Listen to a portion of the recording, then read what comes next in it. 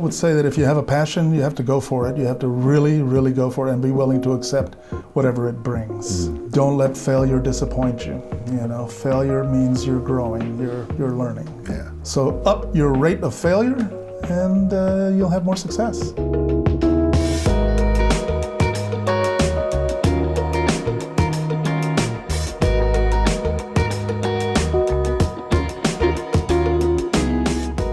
Willie, I'm so glad you're here. We go back many, many years. I have witnessed you in many different situations. I had the chance of interviewing Tony Bronnagel, who told a story about how you gave him that first drum set in the first gig that he had. That story in itself was magic the way it was. So I wanted to get you here in person. Oh, that's great. Because I've heard you with you doing movies and TV shows and playing live with the band Funk Attack. I mean, I've heard you in so many situations, and you have done so much in this industry that it's just so great to capture your story, and thanks for being here. Oh, thank you for having me. It's a pleasure to be here. Where did it start for you? I mean, was drumming early in your life, or did you kind of get attracted to it in any specific way? What happened? I'm very lucky. Lawrence Welk. I was 9 years old, and we had just moved to the United States, and the only music on TV at that point was Lawrence Welk. Absolutely, yeah. Pete Fountain appeared on that, and he played... Great clarinetist yes. out of New Orleans, and he played When the Saints Go Marching In. And it started off, when I heard that, I went, what was that? At 9 years old, I knew that I wanted to do that. That's funny. And ever since then, it's been like that for me. I always wanted to play drums. Did you start taking lessons at an early age, or what happened with that? No, I did not receive the normal support that kids get, with the parents. My parents did not want me to do that. Yeah. So I kind of had to fight for it, and I would get music wherever I could get it. I would go to parades and watch the drums pass by and things like that, and that's basically what I did. I mean, I would just watch every time that a drummer was playing. I would take the time to make sure that I could see that. So were there live bands playing around much at all that you were? No, not that I was able to go see. So where were you getting this information? Anytime that there would be anything on TV, I would do that. Yeah. I would watch Sammy Davis Jr. play, a bunch of drummers. And then I learned about Gene Krupa by means of other people telling me about it. It piqued my interest every time that I would get to see anybody play. So there was this ongoing passion that was kind of inside of you burning, and you're starting to seek out information, and people don't even realize Sammy Davis Jr., the great talent that he was a great drum set player. Yeah. And when he was on TV, sometimes he'd play drum sets, so you got influenced by that. I got influenced by that. That's huge. That's huge. So what happened? Did you ever meet any musicians at that time to start to play with? Was there a... No. There was a young girl named Liz. I was in the 7th grade, and I saw her walking around with a practice pad and sticks, and she was in the beginner's band. By that time, I had already learned how to play a roll. And I grabbed her pad and I played a roll, and she was amazed. How can you do that? And I said, well, this is how I do it. And she took me to the band director, and he put me in the band. So the school music program was probably a big part of what, I hear this from a lot of people, and unfortunately now the school music programs are being challenged. I know. But so many great musicians came out of that influence of playing. So what were you doing in the school band? Was there a concert band? Jose Mendez was the band director at Hamilton Junior High School. I mean, he was my mentor. I mean, when he first told me his philosophy, I thought he was crazy, because he said, Willie, he says, you always got to think like a green tomato. And I went, oh man, this guy's crazy. And then he explained it. He said, no, he says, a green tomato always has to ripen. He said, the second it gets ripe, it falls off the vine. So he said, you always got to think like a green tomato. You got to have some place to grow towards. Interesting. And that stuck. Yeah. And so I just kind of did that. What great advice, that to be the constant student. And now you started playing with the school band and started to meet other musicians? Yeah. I played in the school band, and I did a dance with the school stage band. And the stage band was like a big band? Yeah, kind of. 7, 8, 10 players or whatever it was, right? So so now you're working with a bigger... We played all the, Glenn Miller and that kind of stuff. And then out of nowhere one day, some guy called me to come play in a band at a nightclub. I think I was 15. And what happened? I did it. I went for it. One of the members in the band had a brother who was playing with an act called Cecil and Ann in Houston, Texas. And they had a hit record at the time. And they needed a drummer. And so this guy got his brother to call me, and I went and tried out, and I got the gig. And that's how it started. So are you listening to different bands at the time? Are you checking out music? What's happening to learn all this? Yeah, I started listening to a lot of music. I've been listening to a lot of Bobby Bland, a lot of Ray Charles, B.B. King, trying to learn some of the drum parts to some of these things.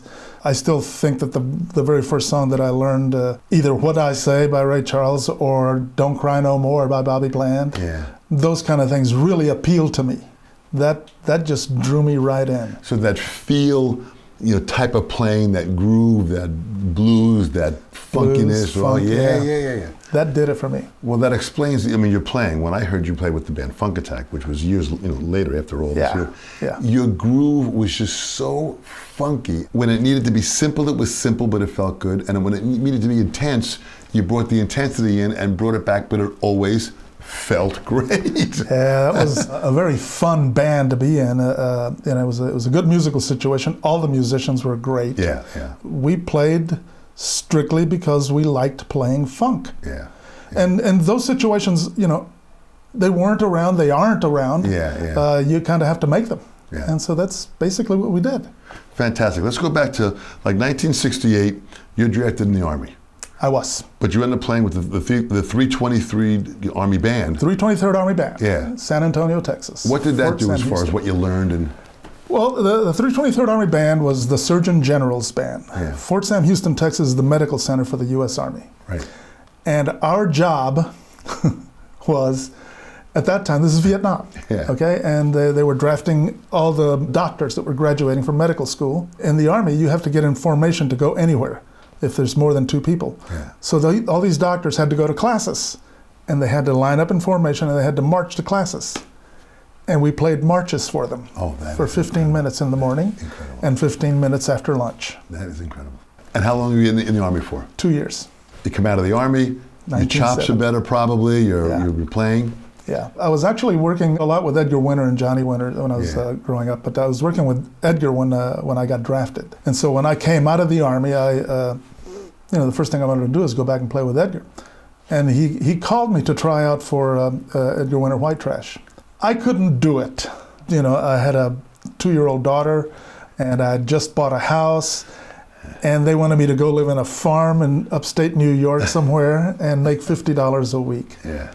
So I couldn't, that was, I hated saying no to that. Yeah, but this was a business economic decision, Yeah, I ended up playing with them later because the drummer, Bobby Ramirez, was murdered. And so I came in to work with them until they could find somebody. So you were living where at the time? Houston, Texas. Okay. When did you make the move out to LA? 1971. What made you make the move out? Sonny and Cher. They heard you, you're playing with them, you move out to LA. Yeah, they moved me to Los Angeles. Yeah, I toured with them. I did the first year of their TV show, and it was fine. It was a good job. I was learning a lot. My roommate was David Hungate, who was a North Texas State graduate. Yeah. All the stuff that he had learned in college, I was just beginning to learn. Yeah. So it was a good learning experience for me. And when was Jeff Porcaro with Sonny and Cher? Was it before you or after you? After me. It was after you. So. Yeah, we were sending him cassettes of the show. So that he could learn it, because he was afraid of his reading. Yeah. Which between you and I, he should not have been afraid of his reading. He was a pretty good reader. Yeah. I had been talking with a group called Chase. They wanted me to join the band, and the guitar player and I decided we were going to start our own band. Worst move I ever made. It was the worst move I ever made. A lesson learned. Oh, God, yeah. I lived in Las Vegas at that time. When I got my tax refund check from having worked with Sonny and Cher, I finally had enough money to move back to Los Angeles. And that's when I called as many people as I could. I played with as many people as I could, met as many people as I could. That was the only way that I could think of to really network, to get into the network. Yeah. And get people to call me for work. Yeah. A different time at that point, because the networking, this is way before the internet and way before even cell phones and stuff. Yeah. And you had to go out and go to places and meet musicians, and you had to get out and really hustle. I would play with different people 2 and 3 times a day. Yeah. I'd lug my drums and go wherever I could. Yeah. And each time, you meet somebody. Out of one of the 4 or 5 guys is going to like the way you play, and you exchange numbers. And if they need a recommendation for a drummer, I would get the call. Yeah. And that's how it started. At the same time that you're doing that, you're also chasing other avenues of work. Right. That's when I contacted Mike Post. Now, talk about Mike Post, because this is another special talent in what he did, and he was writing and oh man, everything. You met Mike, and then what happened? What was the first? I called him, and he told me, he says, really, you're working with Sonny and Cher? He said, I worked with Sonny and Cher. I think he played on I Got You. I Got You, Babe. He played guitar on that. And so I asked him who he was using for drums, and he said, well, I used John Guerin and Jim Gordon. I said, well, there goes that. But he said, look, he said, stay in touch with me. Call me whenever you're in town. Call me, and let's see what happens. And then after a while, he finally called me to do a demo. And I did a demo for him, and he liked the sound of my drums. I had these Blaimar drums. Yeah. And then he told me he had a TV show that he was going to do the music for, and wondered if my reading was okay to do that. He said, well, look, we're doing the first taping of the show. Why don't you come and sit behind the drummer and look at what he has to read, and you tell me if you can do that. And the drummer was John Raines, another Los Angeles fixture. And I sat behind him, and I saw the charts that he had to read, and I said, I can do that. Yeah. And so he said, okay, you got the next call. Where do you think your reading came from? Were you working on that? Were you looking at books? Where'd that come from? Because your reading is excellent. It came from two things. One was Jose Mendez stressed to me the importance of that. And the second was just, accepting failure. Just came from experience. I couldn't read that well when I first got to Los Angeles. I got better as time went by. Yeah. You have to accept a certain amount of failure in order to get better. That's great advice. Yeah. But you went on, you did, my gosh, when it came to TV shows, The Greatest American Hero, Magnum P.I., The A-Team, Star Trek, Boston Legal, Love Boat, NYPD Blue, Captain America, all stuff that Mike Post was doing. What was Mike doing? Mike was writing all the music for this stuff here. He'd bring in the musicians. Well, it was Mike Post and Pete Carpenter to begin with. They were writing the music for these shows. They had so many TV shows that they had to hire other composers to write some of the cues here and there. And through that, the other composers started calling me for some of the shows that they were doing. Yeah. So it just kind of snowballed from there. And I ended up doing a bunch of film and TV. The TV stuff, and I was fortunate to be out here one day in LA, and you invited me down to come down to the, it was the last 2 episodes of Magnum P.I. It was a 2-part series. Yeah. So we go down there, we go into the studio, there are 60, 80 musicians in there. There's Joe Porcaro and Emil Richards are in the background, the percussion part of it. You're in a booth that was dedicated to Shelly Manne. Yes. Remember, in that booth, because of all the years that Shelly was there and Shelly had passed away. And we went in there and I sat down and I watched this procedure. Mike came in, we had met Mike, he came in, conducted this down and ran this by. You glazed through every part that was written when they turned it. You just it was like a hot knife through warm butter, man. You just went through it all, played these phenomenal parts. It was a lucky day. Well, I don't know about that, but and it was drum set stuff, and it was also some marching snare drum stuff because they went back to Magnum P.I.'s War Days, and it was just an amazing, versatile book that was just all different types of reading and stuff. So Mike Post would write all those parts. He would write most of them, yes. You had different kinds of composers. There's composers that just write what they call a roadmap. Right. They write the style of drumming that they want, more or less. Yeah. The tum bap, tum bap, tum, those kind of things. And then there's guys that write real strict charts. But basically, they want you to know what's going to be happening, where a fill should happen, and that kind of thing, and then where it ends. You got to get through that. And the important thing that I have to stress here is that this is music for film. This is not a song. Yeah. A song is like, a verse, a chorus, and so on and so forth, and it takes its normal growth. This is music for film. Yeah. It doesn't really make musical sense. Something has to happen at the 9.5 bar of music. Yeah. Where you're accustomed to playing 8 bars. No, that's not it. It has to happen here. And so that took some getting used to. Yeah. I did have a good teacher, though, Chuck Flores. Chuck Flores. Chuck Flores. He kind of prepared me for TV music when I first got there. Sonny and Cher paid for those lessons. And really? Yeah.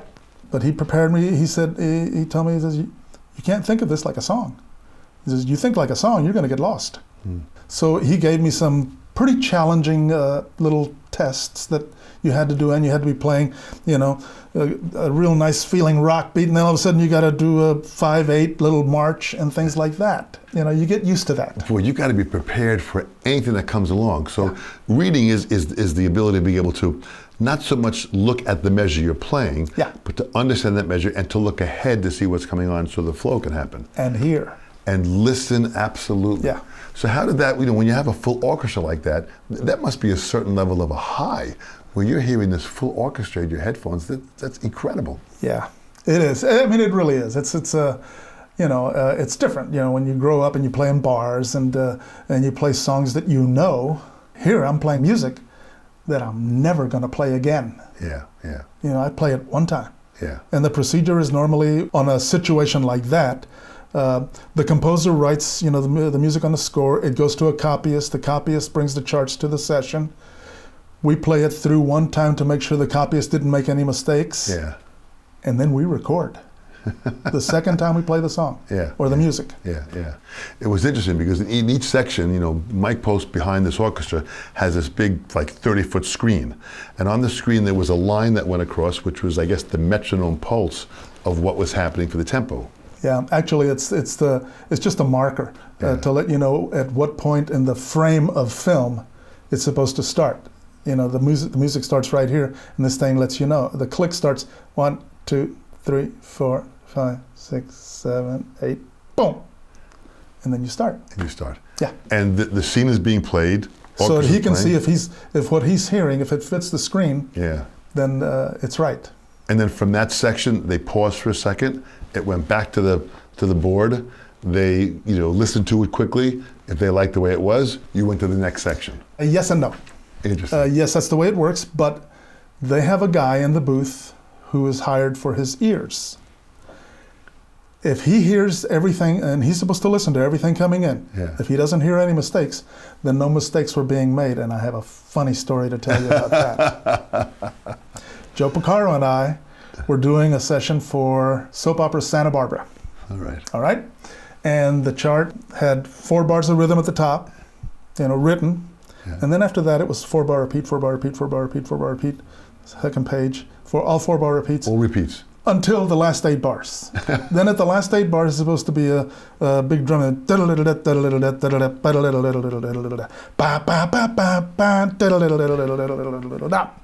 Right? And so I'm sitting there and then, what line was I on? Because of all the repeats. So I go into this and I'm playing drums. Joe Porcaro is playing Simmons. I'm dating myself. Yes. I said, okay, it just sounds like this is going to be it. And so, and I'm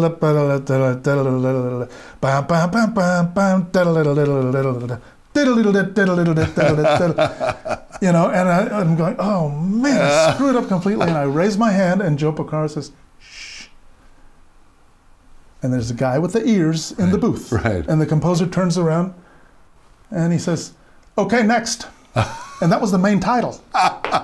It aired like that for I don't know how long the show ran. Oh my gosh. So it must have worked musically, or it was maybe lower in the mix. Whatever. Whatever it was. Yep. That's it, sir. So Joe Porcaro, he was the one that said, don't say anything. Yeah, he said, don't say anything. What was it like? I mean, legends. Joe Porcaro, we just lost Emil Richards. What was it like working with these guys? It was wonderful. I got called one morning by Sandy DeCrescent, the contractor for Universal, and she said, Willie, we have a situation here at Universal where the drummer can't read, the music. I need you here now. And so I think this show was called Hot Pursuit or something like that. It was an awkwardly written 12/8 part. It was awkwardly written, rudimental snare drumming kind of a thing. Yeah. And they had kicked this drummer out, it was really ugly. 50-piece orchestra. And so I'm having to walk in here, and I pick up the piece of music, I go, and then I look over and I see Joe Porcaro, I go, hey, Joe. Now, the way I see it, is it this? And he goes, Willie? And he said, whenever it's something hard, let's all break it down to, it's 1/8 note per beat, there's 12 beats to the bar. Right. And he says, you're hearing it right. I go, okay. Beautiful. But I could always depend on him. Yeah, if there was something that was questionable, I could just go to the source, you know? But what an amazing family, what Joe Porcaro and the come Porcaro on. boys. Yeah. Just an amazing musical family. Emil Richards, what was it like? You mentioned David Hungate. Talk about him for a second. David is a wonderful guy. He's a great friend. What a player. Yeah. You know, when I hear the stuff that he and Jeff Porcaro laid down for Boss Skaggs, Yeah. it was just magical. Yeah. You know, especially, I mean, the Boss Skaggs Silk Degrees album and the Bill Champlin single album. Yes. Holy smoke. Yes. And those guys were just magic together. It's no wonder David recommended Jeff for the Sonny and Cher show. Yeah. David was just, you know, one of those kind of guys. He'd get up in the morning and we were roommates. Yeah. And he'd laid down about 5 or 6 books of, you know, guitar or bass or something like that. I'd go out and go screw around and go, you know, running around town and do this and do that. I'd come back and he'd be, you know, over here on all the books. He was just that way. He would spend his time with music always. Yeah. You know, I had the chance to sit down at a recent session panel that I did with Leland Sklar and Steve Lukather and Jim Keltner, and these are and you're up there with all these guys. At that time, there was so much going on out here in LA, with movies and TV shows and gigs going on. And what was it like with that scene at that time? You know, it was great. There was a lot of great music being made, and there was some good camaraderie. Yeah. You know, we became friends with all these guys, and I mean, I'll never forget getting the call in the middle of the night from Jim Keltner. Yeah. Who called me to tell me about Jeff passing. And he told me, he says, you're going to have to come up with something for us to play, you know, walking out to the burial site. And I said, what are you, crazy? He said, no. He says, you're going to have to come up with something. He said, I can't come up with anything. And when I got there, Joe just told me, he says, you know, Willie, the thing that Jeff always liked about you was that swampy stuff that you could. So I said, okay, I know what we're playing. And that's what we did to march him out. And I told the guys, let's play it that way for 2 bars and then just start adding things. Yeah. And we did. Like a second line kind of a feel, right? Yeah. But getting to know these guys was, you know, Sklar and I we were in the studio together 8 to 10 times a week on an average week.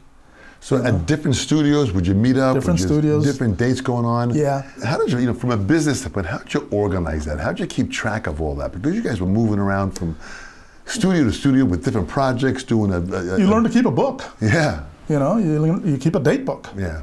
And there were answering services that used to make all the calls, and they book you for these things, and you're expected to make all of them. I only missed one. It was a Tom Jones session that I missed. I still ended up doing about, I don't know, maybe 3 or 4 albums with him. There was one that they made a change, and I missed that change.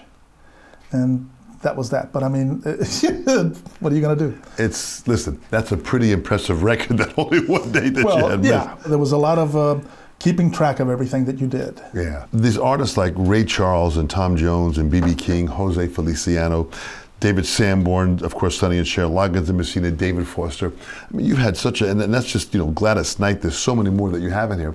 What was it like being able to go from you know, event to event and personality to personality? Well, you know, sometimes I didn't know who I was going to be working with.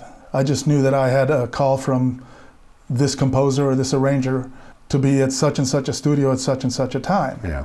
And you had normal times. Yeah. For records, usually your dates would start at 10 in the morning, you know, and then your afternoon date would start at 2.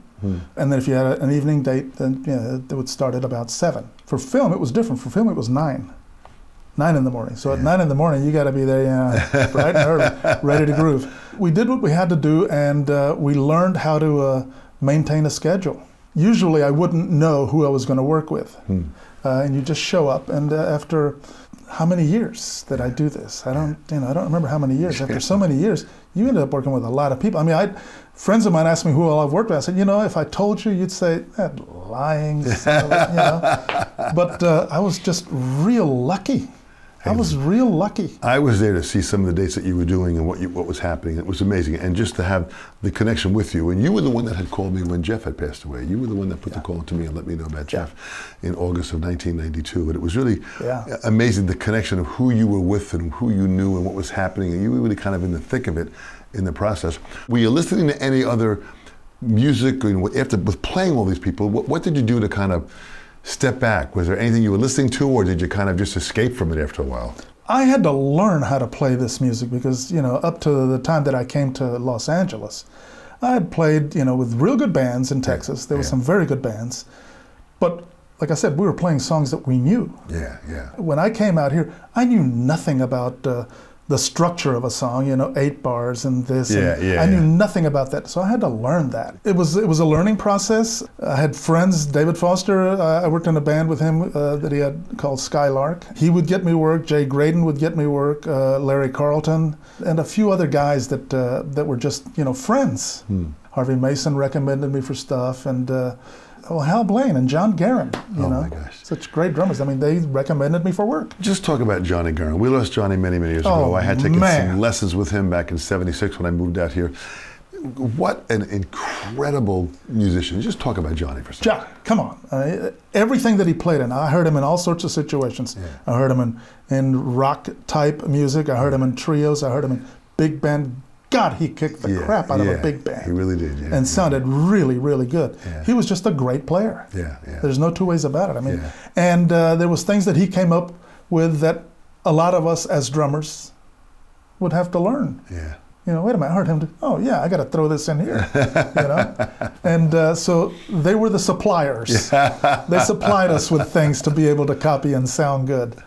For whatever reason, or, John would get snowed under with about 4 or 5 sessions a day. Occasionally he'd call and say, "Hey man," he said, I can't be at 2 places. You got to sub for me on this other." I did some radio spots for him and some other stuff that he just couldn't do. Yeah. But he was a great drummer. What a great connection there was a brotherhood that was happening. Yes. Now, we recently lost Hal Blaine, the Wrecking Crew. Just talk about Hal, because of the scene from the 60s and the 70s of what he did. Just amazing stuff with the Wrecking Crew. He was a wonderful guy. When we first got in, David got called for a jingle, David Hungate. And the drummer on it was Hal. And so I said, "Oh, hell, I'm coming. I'm coming to the session." So I came to the session and got to meet Hal. And I asked him a couple of questions. He said, "Well, this is written like this, but I just play it as triplets, and boom, I stop and I make sure that the tom-tom stops ringing." I go, "I never even thought of that." He was very willing to give. I later saw him when I was working with Larry Carlton. There was a jingle guy that used to do a ton of jingles, and Hal was his guy. Yeah. And Larry Carlton was the guitar player for this guy as well. So Larry would say, "Well, come down, listen to Hal." Yes, cool. I went down. They pulled up this chart. I went, "Oh my God," and I said, "Hal, what are you gonna do?" He says, "Well, the first thing I'm going to do is I'm going to ignore that, and I'm just going to play to what I hear." Yeah. And it sounded beautiful. He could do that. He could just look at it and say, "Oh yeah, no, and he could tell what was supposed to happen. Yeah. And he just played whatever he wanted, but it was great. Yeah. He knew what to put in there. It's amazing, these names that you mentioned. There was an interview that I have with Hal Blaine, but all these names, David Hungate and Larry Carlton. I want the listeners to stop, pause, put this video on pause, and go back and do the research. We didn't have the internet access years ago to do that kind of research. We had information on the back of album covers. Yes. That was our information center. And if they go back and just do some research on some of these names and they realize that the musicianship and the quality of how these played and the dedication they had, the consistency of the greatness. Listen, every time I heard you played consistently great. Really, I'm serious. It was great. It was always exactly what was needed. It felt good. You made everyone in the musical situation feel comfortable with it.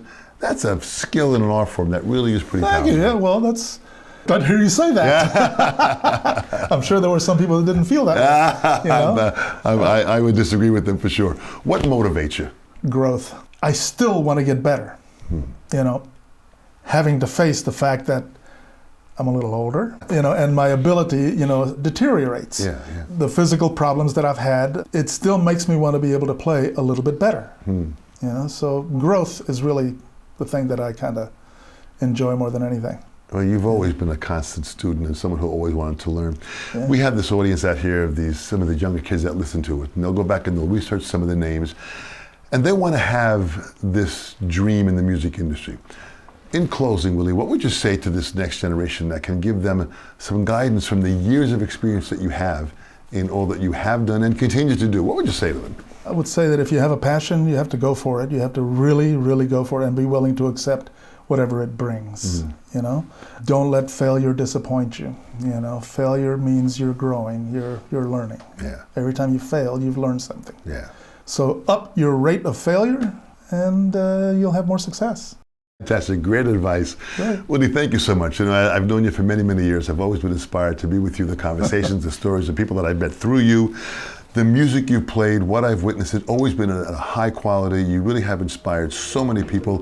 Continue doing it. Thank you so much. You are great. Thank you, buddy. See you later. Thanks. Dom Famularo here, the Sessions panel. This is so exciting. Thanks for watching. Thanks for subscribing. Click the subscribe button to be a part of what we're doing. The views help us tremendously. All of your comments, we read them and react to them. This is incredible. The support you're giving us is great. The Sessions panel. We'll see you real soon.